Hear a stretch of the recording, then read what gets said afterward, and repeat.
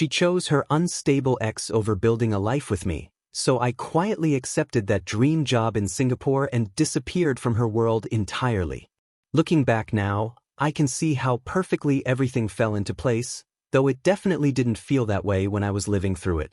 I met Vanessa Chun at my coworker Derek's housewarming party in Phoenix back in March, one of those sprawling suburban gatherings where you end up talking to strangers about everything except what you actually do for work.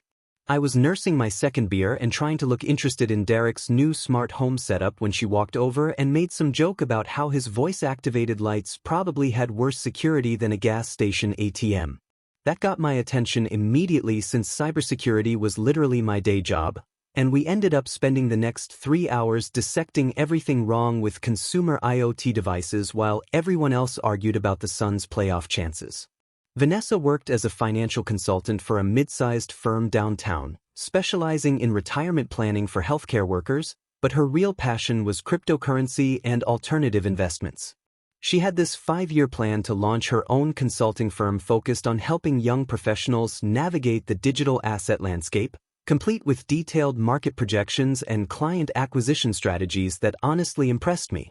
We started meeting for coffee twice a week to discuss blockchain technology and portfolio diversification theory, conversations that gradually shifted from professional curiosity to something more personal as we discovered our shared obsession with true crime documentaries and terrible Netflix sci-fi movies. Those late-night texting sessions about whether Bitcoin would hit 6 figures turned into phone calls that lasted until 2 a.m., covering everything from our college experiences to family dynamics to those weird recurring dreams that everyone has but nobody talks about. Vanessa had this way of making even mundane topics feel engaging, whether she was explaining the psychological factors behind market volatility or analyzing the plot holes in whatever ridiculous alien invasion movie we just watched. About 6 weeks into whatever we were calling this relationship, she opened up about her ex-boyfriend Caleb during one of our coffee dates, describing their 2-year relationship as emotionally exhausting and financially chaotic. According to her, Caleb was one of those day traders who treated the stock market like a casino, constantly chasing high-risk plays and celebrating massive wins one day only to lose everything the next week. She told me how he would disappear for days during bad trading streaks, then resurface with elaborate plans to recover his losses through even riskier investments, creating this constant cycle of anxiety and false hope that left her feeling like she was dating a gambling addict. Vanessa said she'd spent months trying to help him develop more conservative strategies and better risk management, but he interpreted her concern as lack of faith in his abilities, leading to explosive arguments about money, trust, and whether she truly understood the entrepreneurial mindset. When they finally broke up 8 months ago, she felt simultaneously relieved and guilty, wondering if she'd given up too easily on someone who just needed more support and patience. I found myself becoming her emotional anchor during those vulnerable conversations, listening to her process the relationship trauma while offering the stability and reliability that had been missing with Caleb. Where he was impulsive and unpredictable, I was methodical and consistent, showing up exactly when I said I would and following through on every commitment without drama or excuses. Vanessa seemed genuinely grateful for that dependability, often commenting on how refreshing it was to date someone who didn't create artificial crises or treat every disagreement like a personal attack on their character. I helped her research business loan options for her consulting firm, reviewed her marketing materials, and even built a basic website for her practice, investments of time and energy that felt natural because I genuinely believed in her vision and wanted to support her success. Looking back, I can see how those early months established a pattern where I consistently prioritized her needs and goals while she accepted my support as something she deserved rather than appreciated, but at the time it just felt like being a good boyfriend to someone who'd been through a difficult situation. The first Singapore offer came in September, exactly when Vanessa and I were discussing moving in together and she was finalizing her business plan for the consulting firm. TechSecure Global had been courting me for months about leading their cybersecurity division for a massive Southeast Asian expansion, complete with a housing allowance that would cover a luxury apartment in Marina Bay, full visa sponsorship, and a salary package that was honestly life-changing money. I was excited about the opportunity to work on international banking security protocols and build something meaningful from the ground up, but when I brought it up over dinner at our usual Italian place, Vanessa immediately started listing all the reasons why the timing was terrible. She explained how leaving Phoenix now would essentially destroy the client relationships she'd spent 2 years building, particularly with several physician groups who were finally ready to commit to comprehensive financial planning services. Her argument made sense on the surface since she was just 6 months away from having enough capital and clients to launch her own firm, but I noticed she seemed more anxious than disappointed, like the idea of international adventure was genuinely terrifying rather than just inconvenient. I told TechSecure I needed more time to consider their offer, thinking maybe we could figure out a way to make long-distance work or explore options for Vanessa to eventually join me once her business was established. But their recruiter made it clear this was a limited window opportunity that wouldn't wait indefinitely. The second offer came in November with an even sweeter package including relocation expenses and a signing bonus, coinciding with what Vanessa described as Caleb's mental health crisis that required her immediate emotional support. Apparently he'd lost a significant amount of money in some high-risk cryptocurrency trades and was reaching out to mutual friends expressing suicidal thoughts. Though I noticed these crises seemed to align perfectly with moments when Vanessa and I were making serious relationship progress. She started spending hours each evening on encrypted messaging apps, claiming she was the only person Caleb trusted enough to talk him through his darkest moments, and she couldn't abandon someone who was genuinely struggling just to pursue some fantasy life in Asia. I found it interesting how Caleb had managed to insert himself back into Vanessa's daily routine through what appeared to be harmless professional networking, starting with LinkedIn connection requests and cryptocurrency forum discussions where he would share market insights and investment tips that Vanessa found genuinely valuable.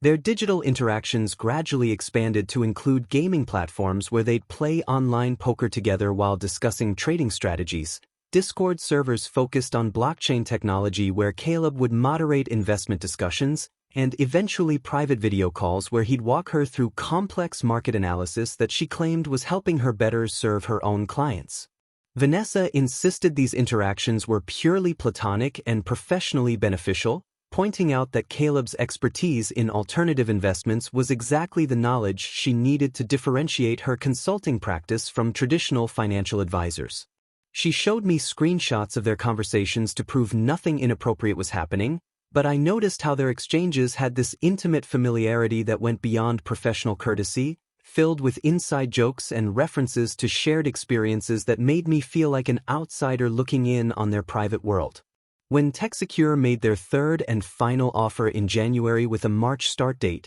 adding stock options and a guaranteed promotion track, Vanessa became genuinely defensive about my even considering it.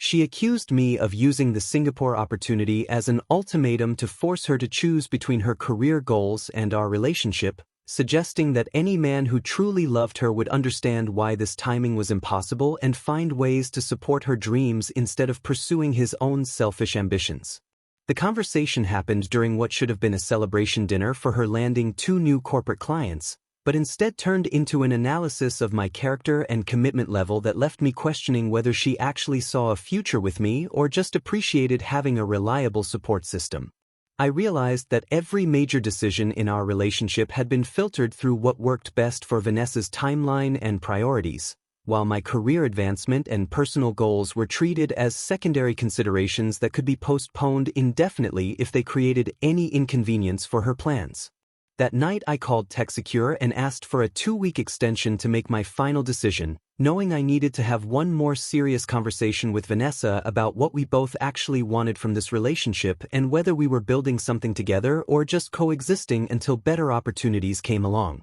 The conversation that changed everything happened at Morton's Steakhouse, the same place where we'd celebrated her first major client acquisition 6 months earlier, but this time the atmosphere felt charged with unspoken tension rather than shared excitement about our future.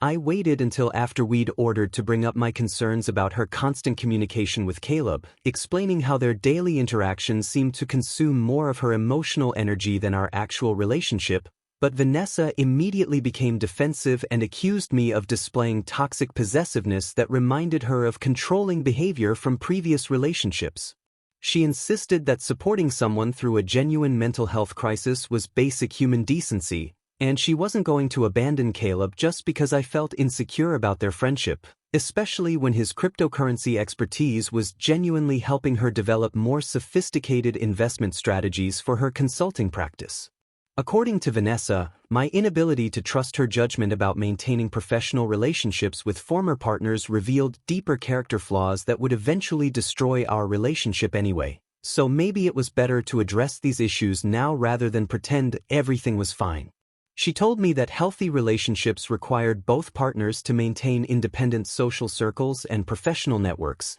and she wouldn't tolerate being with someone who expected her to cut off valuable connections just to manage his own emotional insecurities about her past. The conversation escalated when I pointed out that Caleb's mental health crises seemed to coincide perfectly with important moments in our relationship, but Vanessa dismissed this observation as paranoid conspiracy thinking that proved I didn't understand how trauma and recovery actually worked in real-world situations. She explained that people in crisis often reach out when they see others moving forward with their lives, and it was completely normal for Caleb to need extra support when he witnessed her success and happiness with someone new, which should make me feel proud rather than threatened. When I suggested that maybe some boundaries would be healthy for everyone involved, Vanessa accused me of trying to isolate her from support systems and friendships that existed long before our relationship began, behavior she characterized as classic emotional manipulation disguised as reasonable concern. She said she'd learned to recognize these red flags after her previous relationship with someone who gradually convinced her to distance herself from friends and family members who supposedly had negative influences on their partnership. The final blow came when she declared that she refused to abandon someone who was going through financial ruin and emotional breakdown just to appease my insecurities, especially when that person had been an important part of her life for years before I ever appeared in the picture. Her exact words were that if I couldn't handle her maintaining meaningful friendships with people who knew her history and supported her professional development, then maybe we weren't as compatible as she'd initially thought, and perhaps we both needed to seriously evaluate whether this relationship was meeting our actual needs. I sat there for a long moment, watching her scroll through her phone while waiting for me to respond with the usual apologies and promises to work on my trust issues, but instead I simply said fair enough and asked for the check. That night, after Vanessa fell asleep while texting someone on her encrypted messaging app, I opened my laptop and formally accepted TechSecure's Singapore offer with a start date of March 15th, exactly 6 weeks away, giving me enough time to organize my departure without creating unnecessary drama or complications. I spent the next hour researching temporary housing options through the company's relocation service and reviewing the visa paperwork requirements, feeling this strange combination of relief and anticipation that told me I was making the right decision even if the timing felt abrupt. The final confrontation happened 3 days later when Vanessa announced over breakfast that she needed to take a relationship sabbatical to focus on helping Caleb launch his new trading consultancy, which apparently required her undivided attention and emotional support during this critical startup phase. She explained that she couldn't give our relationship the energy it deserved while managing such an important professional opportunity that could revolutionize her own career prospects if Caleb's venture succeeded as projected. According to her, this temporary break would actually strengthen our bond by allowing her to fully commit to this business opportunity without feeling guilty about neglecting my needs or creating resentment about divided priorities. She suggested we could revisit our relationship in a few months once Caleb's consultancy was established and she could return her focus to building something meaningful with me, assuming we both still felt the same connection after having some space to evaluate our long-term compatibility.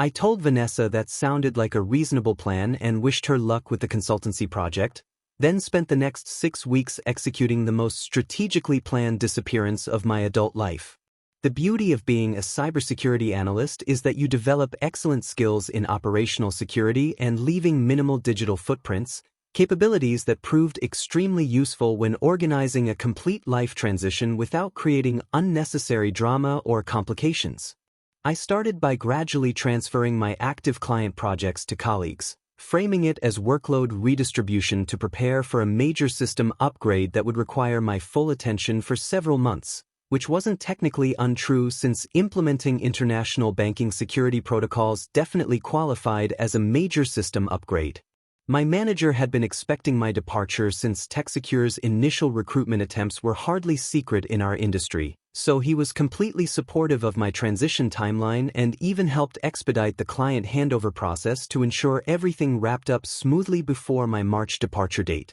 Meanwhile, Vanessa was increasingly absent from our shared downtown condo, spending entire weekends at what she described as intensive business strategy sessions with Caleb, reviewing market research and developing comprehensive trading algorithms that would form the foundation of their revolutionary investment approach.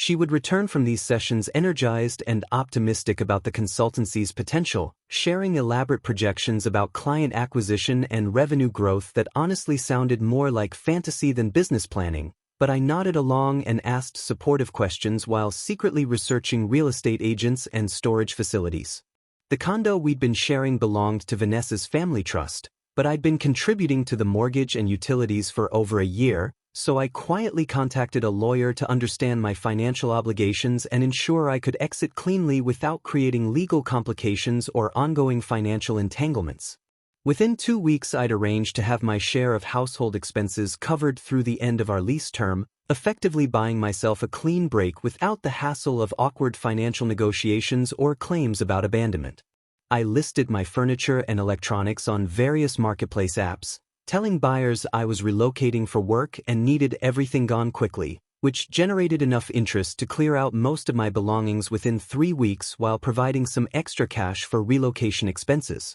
The few items with sentimental value went into a climate-controlled storage unit near the airport, giving me the option to retrieve them later or have them shipped to Singapore once I was fully settled. My friends noticed the obvious tension between Vanessa and me during our final social gatherings, but I deflected their questions by focusing on work stress and the complexity of international project management, which was technically accurate even if it wasn't the complete picture of what was happening. Vanessa had become surprisingly open about discussing her rekindled friendship with Caleb on social media, posting photos from their business meetings and sharing articles about cryptocurrency trading with comments about learning from the best mentors in the industry, behavior that made our mutual friends uncomfortable but confirmed my suspicions about where her priorities actually lay. During the final week of February, while Vanessa traveled to Las Vegas for what she described as an exclusive investment seminar hosted by Caleb's new consultancy, I had my colleague Derek handle the lease transfer paperwork and coordinate with the moving company to ship my remaining belongings to Singapore via expedited freight service. I left a brief note explaining that I'd accepted a position overseas and wished her genuine success with her new business venture, along with contact information for the building management company and a forwarded address for any mail that might arrive in my name over the next few months. By the time Vanessa returned from Las Vegas with stories about groundbreaking trading strategies and revolutionary market insights, I was already halfway across the Pacific Ocean, settling into my temporary corporate housing in Marina Bay and preparing for my first day at TechSecure's regional headquarters.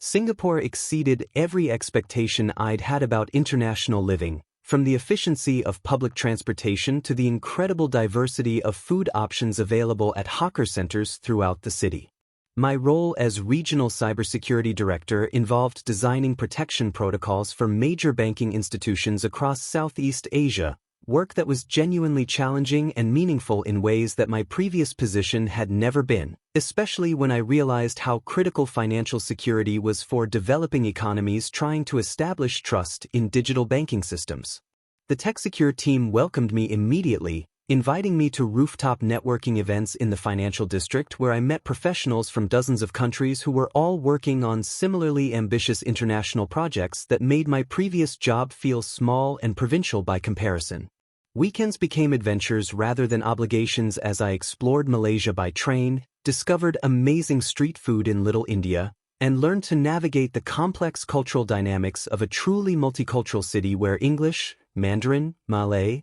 and Tamil all coexisted naturally. My new colleagues organized sailing excursions around the harbor islands every few weeks, introducing me to the local yacht club scene and teaching me basic navigation skills while we discussed everything from blockchain implementation to the best coffee shops in each district. Within 2 months, I felt more intellectually stimulated and socially engaged than I had during the entire previous year in Phoenix, finally understanding how much emotional energy I'd been wasting on someone who treated our relationship as a convenient backup plan rather than a genuine partnership. Meanwhile, Derek and other mutual friends provided regular updates about Vanessa and Caleb's increasingly public relationship, complete with social media posts about their power couple trading strategies and photos from expensive restaurants that definitely exceeded what a struggling financial consultant and day trader should have been able to afford.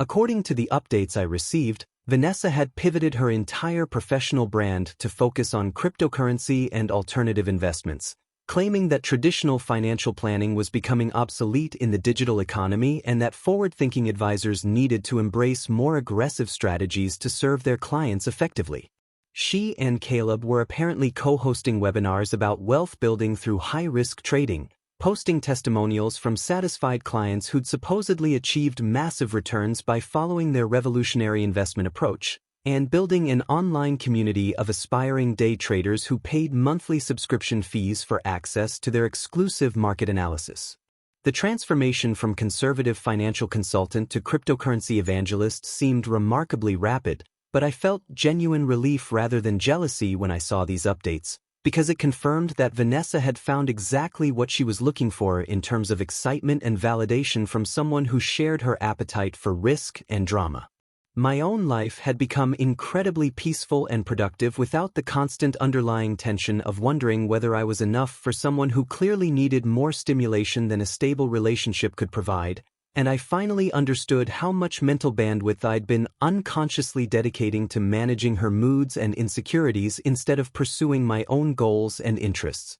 The first indication that something was seriously wrong came through a LinkedIn message from Derek in August, 6 months after I'd settled into my Singapore routine, with a link to a Phoenix Business Journal article about federal investigators raiding several local financial services offices as part of a cryptocurrency fraud investigation. Vanessa's name appeared in the third paragraph as someone whose professional license had been suspended pending investigation into her role promoting what authorities described as an elaborate pyramid scheme disguised as a legitimate trading consultancy that had defrauded dozens of investors across Arizona and Nevada. According to the article, Caleb's revolutionary investment strategies had been operating as a classic Ponzi scheme where early investor returns were funded by new participant fees rather than actual trading profits, with sophisticated marketing materials and fabricated performance data designed to attract increasingly larger investments from trusting clients. The federal complaint detailed how Vanessa had unknowingly recruited several of her former financial planning clients into the scheme by leveraging their trust in her professional judgment and conservative track record,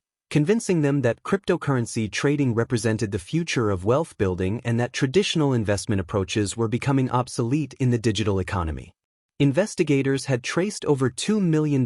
in investor funds that had been diverted through multiple shell companies controlled by Caleb, money that was supposedly being used for high-frequency trading operations but was actually funding his personal expenses including luxury car payments, expensive vacations, and the downtown Phoenix office space where he and Vanessa had been hosting their investor seminars. The most devastating revelation was that Vanessa had invested her entire business savings account, approximately $43,000 that represented 2 years of careful financial planning, into Caleb's fake trading fund just weeks before the federal investigation began, apparently believing his claims about guaranteed returns and exclusive investment opportunities. When authorities moved to freeze the consultancy's assets, Caleb disappeared overnight without warning, leaving behind fabricated trading records, worthless cryptocurrency wallets, and a series of encrypted communications that investigators were still attempting to decode as part of their ongoing criminal case.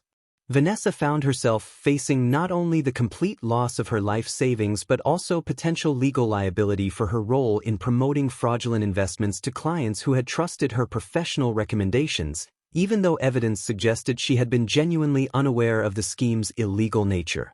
Her financial planning license suspension meant she couldn't legally practice while the investigation continued, effectively destroying the career she'd spent years building and leaving her without any legitimate source of income while facing mounting legal expenses and angry former clients who blamed her for their financial losses. The condo she'd inherited through her family trust went into foreclosure within 3 months since she couldn't maintain the mortgage payments without her professional income, and several of her former clients had initiated civil lawsuits seeking to recover their investment losses plus damages for what they characterized as professional negligence and breach of fiduciary duty. Derek told me that mutual friends were avoiding Vanessa entirely since news of the federal investigation had spread throughout Phoenix's financial services community, making her essentially radioactive from a professional networking perspective while she struggled to find even basic employment opportunities that didn't require financial industry background checks. Her family was reportedly struggling to provide emotional and financial support for someone who had ignored their warnings about Caleb's suspicious business practices and had repeatedly dismissed their concerns as jealousy or misunderstanding of modern investment strategies,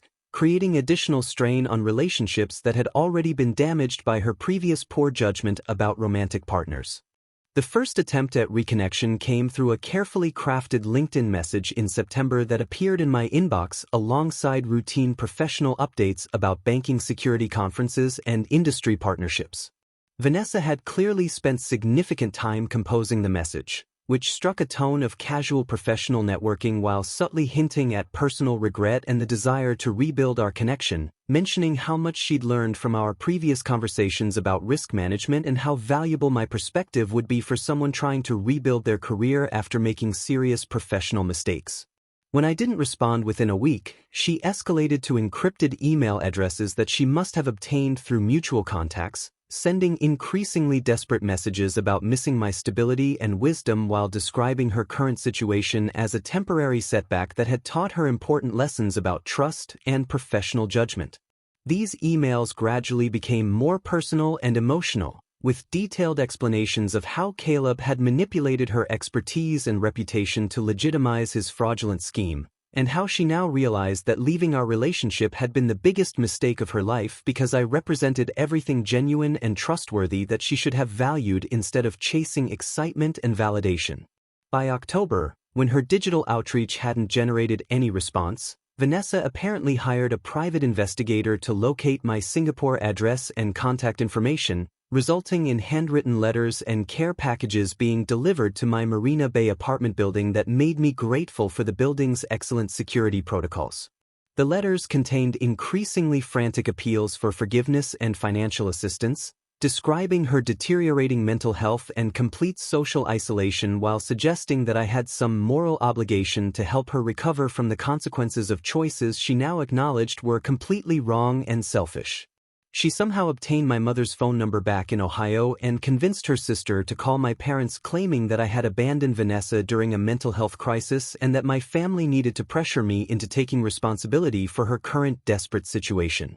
My mother called me extremely confused about why some stranger was demanding that I send money to Phoenix for someone I'd never mentioned having problems with, which led to an awkward conversation about why I hadn't shared details about the breakup and subsequent drama that had motivated my international career move. The situation escalated dramatically when Derek called to warn me that Vanessa had discovered I would be attending his wedding in November, and she had apparently purchased a plane ticket to Phoenix despite being unable to afford basic living expenses, suggesting she was planning some kind of dramatic confrontation or public scene designed to force a conversation. Derek and his fiancée were genuinely worried about their wedding being disrupted by Vanessa's increasingly erratic behavior, but they felt obligated to invite me since I'd been Derek's work mentor for 3 years and had helped him navigate several important career decisions that led to his current promotion and engagement. I assured Derek that I could handle whatever Vanessa might attempt and that their wedding was too important to let my personal drama create problems,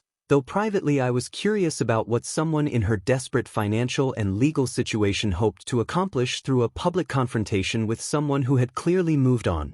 The confrontation itself happened exactly as I'd expected, during the cocktail hour when guests were mingling and taking photos, giving Vanessa the perfect audience for whatever performance she'd planned during her flight from Phoenix to whatever temporary housing situation she'd arranged for the weekend. She approached me while I was talking with Derek's college friends about Singapore's tech startup scene, immediately launching into a rehearsed speech about how she'd made terrible mistakes and learned valuable lessons about what really mattered in life, specifically referencing my reliability and emotional maturity as qualities she now understood were more important than excitement or adventure. Vanessa looked genuinely terrible, having lost significant weight and wearing clothes that suggested she was shopping at thrift stores rather than the designer boutiques she'd previously favored, but her desperation was still packaged in the same manipulative charm that had initially attracted me 3 years ago. She begged me to consider giving our relationship another chance, offering to relocate to Singapore if I could help her obtain a work visa or even temporary housing while she rebuilt her career in international financial services,